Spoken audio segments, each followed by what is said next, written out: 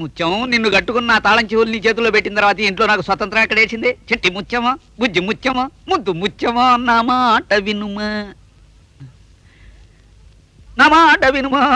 చిపా, ఏమిటి వినేది? దాచుకున్న డబ్బులన్నీ ఇలాగ తీయటి కబుర్లు చెప్పి ఎగరేసిపోతావు. ఈసారి ఏం కుదరదు. కుదరదంటే నీ కొంగుతోనే ఊరేసుకు చచ్చిపోతానే ముత్యం. నేనేం నా కోసం అడుగుతున్నానా? ఆశకి కాలేజీకి ఫీజు కట్టాలి, ధరావత్తు కట్టవలనే. 2116 ఒకటోసారి, 2116 రెండోసారి, 2116. ఆపడి మీ సుత్తి. ఎప్పుడు చూసినా మీ చెల్లెలు సాకు ఒకటి దొరికింది. నీ మొగుడిని నిన్నే అడుక్కుంటున్నందుకు చాలా ఆనందంగా ఉంది. మిగిలింది నీ పెట్టిలోనే జాగ్రత్తగా పెట్టి తాళం వేసుకో. బావా బావా బావా, ఎప్పుడు వచ్చి తీవు? అప్పుడే వెళ్ళిపోతుంటివేలా? ఏం లేదు బావా, నేను చూడాలనిపించింది, చూశాను, వెళ్ళిపోతున్నా. ఊరకరారు మహానుభావులు, నీ వచ్చిన పని తెల్పి ముదావహుడవు గమ్ము.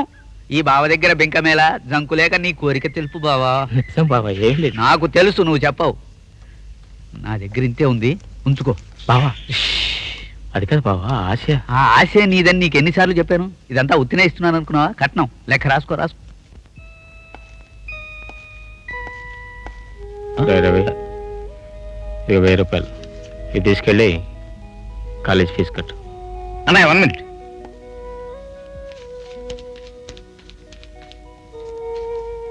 ₹1000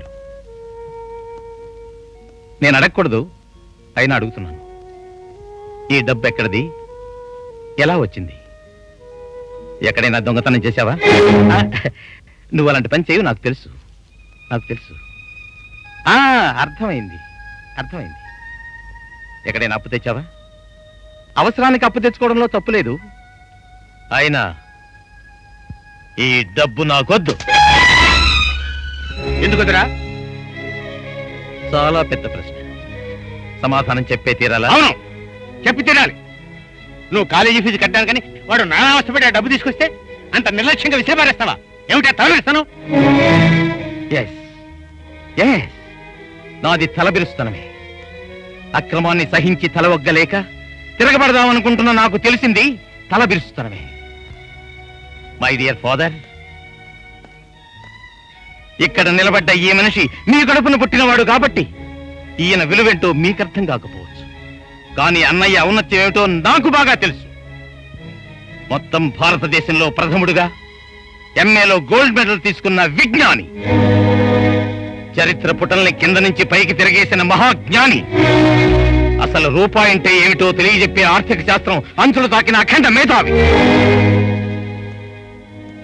అంతటి ఈ భారత్ ఈ ఇంటికి పెద్ద కొడుకై ఎందుకు కరగాని మా చదువుల కోసం దేహి అని ఇంకొకరిని అర్థించవలసిన అవస్థ కలిగినందుకు నాకు నేనే సిగ్గుతో చచ్చిపోతున్నాను.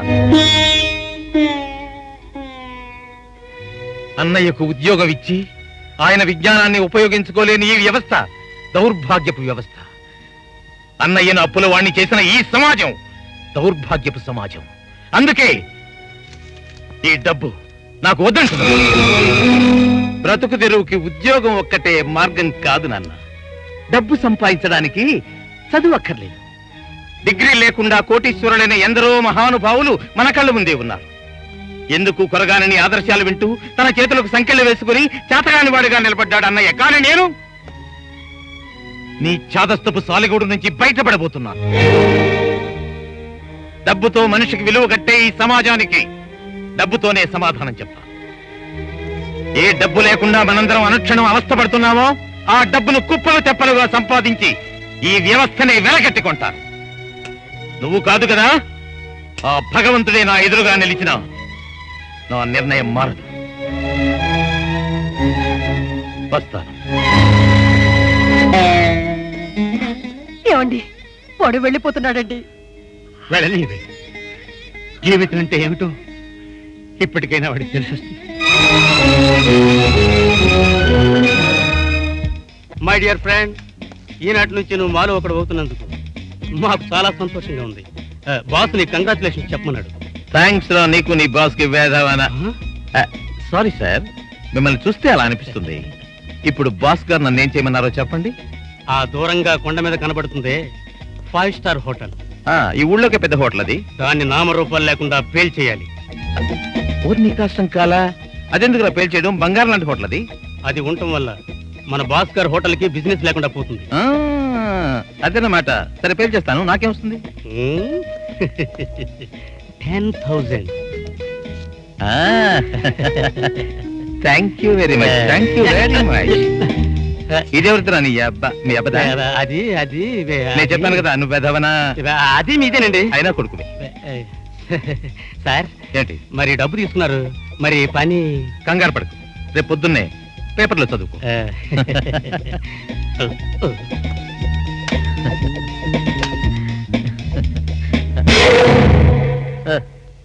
ఏంటి నా ఎలా వచ్చా? ఇల్లు వదిలి బజార్ను పడ్డావు కదా, నీ బ్రతికెలా ఉందో చూసిపోదామని వచ్చాను. దానికేమన్నా దివ్యంగా ఉంది. చూసావా, ఒక్కరోజు సంపాదన 30,000. 30,000? ఇంత డబ్బు మనం ఎవరం ఎప్పుడూ ఒక్కసారిగా చూసున్నాం కదూ. ఇది చాలా తక్కువ అన్నయ్య. నువ్వు అలాగే చూస్తూ ఉండు. లక్షలకు లక్షలు ఈ చేత్తో సంపాదించి ఈ చేత్తో విసిరేస్తాను. దట్స్ గుడ్ తమ్ముడు. అసలు నువ్వు మన ఇల్లు వదిలిపెట్టి రావడమే చాలా మంచిదైంది. ఈ బిల్డింగ్ చూసినప్పుడల్లా అనుకుంటూ ఉండేవాడిని, ఏనాటికైనా మనం ఆ స్థాయికి ఎదగలమా, ఈ బిల్డింగ్స్ లాంటిది ఒకటైనా మనం కట్టగలమా అని. చాలా ఈజీ అన్నయ్య. 1 సంవత్సరం తిరిగేసరికి నీ తమ్ముడు ఈ ఊళ్ళోకెల్లా పెద్ద ధనవంతుడు అవుతాడు. మీరెవ్వరూ సాధించలేని కార్యాలు ఎన్నో సాధిస్తాడు. ఇవేం బిల్డింగ్స్ అన్నయ్య? బిల్డింగ్స్ అని కడతాడు. Multi storage buildings. చూస్తూ ఉండు, ఆదర కొట్టేస్తాడు. That's right. ఇతరులు కట్టుకున్న మేడలో మిద్దెలు కూల్చి ఆ సమాధుల మీద పునాదులు లేపి ఆకాశ సౌధాలు నిర్మిస్తావు కదూ. ఆ ఆకాశ సౌధాల్లో మాకు కాస్త చోటు ఉంటుంది కదూ. చచ్చేదాకా ఆనందంగా బ్రతకడానికి కాదులే, అక్కడకు చేరిన మరుక్షణమే అంత ఎత్తు నుంచి దూకి చావటానికి.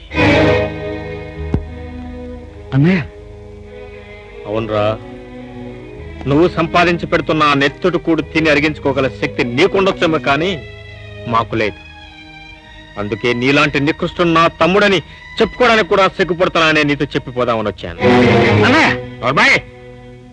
నిజాయితీగా జీవించలేక కనిపించిన తండ్రిని కంటికి రెప్పలా కాపాడే దేశాన్ని తిట్టుకుంటూ దేశద్రోహిగా మారి చివరికి ఆ దేశాన్ని దోచుకు తినాలనుకుంటున్న నీలాంటి నీచుడు నాకు తమ్ముడు కాదురా, ఆగర్భ శత్రువు.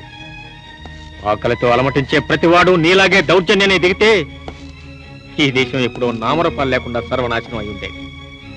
మనుషులు డబ్బు కోసం ఒకళ్ళొకళ్ళు పొడుచుకుంటూ జంతువులుగా మారి ఈ సమాజంలో రాక్షసత్వం స్వైర విహారం చేస్తుండే. రవి, ఈ ప్రపంచంలో అన్నీ చేయగలిగే తెలివితేటలు నీ ఒక్కడికే ఉన్నాయని మురిసిపోకు. మనిషిగా బ్రతకాలంటే దేశం కోసం బ్రతకాలి, మంచి నెరవేర్చడం కోసం బ్రతకాలి, ధర్మాన్ని కాపాడడం కోసం బ్రతకాలి, నిన్ను చూసి నీ వాళ్ళందరూ గర్వంతో ఉప్పొంగిపోవడం కోసం బ్రతకాలి. That's life. అంతేగాని నువ్వు ఎన్నుకునే విధానం ఈ కొండ మీద దూకి చావటం మీరు. నీ చావుతో అన్ని సమస్యలు పరిష్కారం అవుతాయి. నువ్వు చస్తే ఒక్కడంటే ఒక్కడు కూడా ఇచ్చేవాడు అంటూ.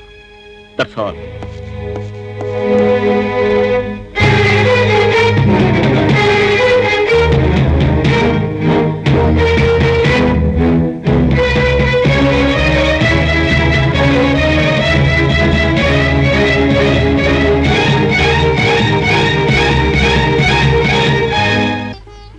రవి కోసం ఆరం ఇచ్చాను. అమ్మా నాన్న దిగులతో మంచమే పట్టారు. ఎన్ని ఆఫీసులు దర్శించినా, ఎందరిని ప్రాధేయపడ్డా రాని ఉద్యోగం కోసం ఎదురు చూసి చూసి 4 సంవత్సరాలు నీరసంగా గతంలో కలిసిపోయాయి. ఆనందాన్నే మర్చిపోయిన జీవితంలో అప్పుడప్పుడైనా చిరునవ్వులు చిందించగలిగిన ఒకే ఒక వ్యక్తి ఆశ. భారత్, మనం మనసులు కలుపుకొని ఇప్పటికి 4 ఏళ్ళైంది. ఇంతవరకు 3 పుట్టినరోజులు ఏమొచ్చటా తీరకుండా మూగగా వెళ్ళిపోయాయి. ఈ రోజు మన ప్రేమకి 4వ పుట్టినరోజు. అందుకని నువ్వు నాకు ఏదో ఒకటి ప్రశ్న చేస్తున్నావు. చూడాశ, ఇందులో నీకు తెలియని విషయం ఏం లేదు. గత 4 ఏళ్లుగా నేను నిరుద్యోగంతో బాధపడుతున్నాను. నా పైసా ఆదాయం లేదు. ఎప్పుడైనా చెదురుబుదురుగా టీవీలో పాడబడితే వచ్చే డబ్బులు కూడా అంతంత మాత్రమే. ఇంటి అవసరాలకే బుట్టిగా సరిపోతున్నాయి. ప్రస్తుతానికి నేను ఇచ్చేదంతా నేను సర్దుకోమని చెప్పలేకపోతున్నాను. అయినా తప్పదు.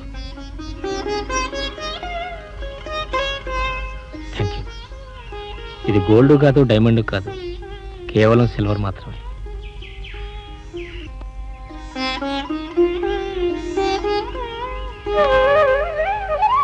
నీకు నచ్చిన ప్రతిదీ నాకు నచ్చుతుందని నీకు తెలీదా?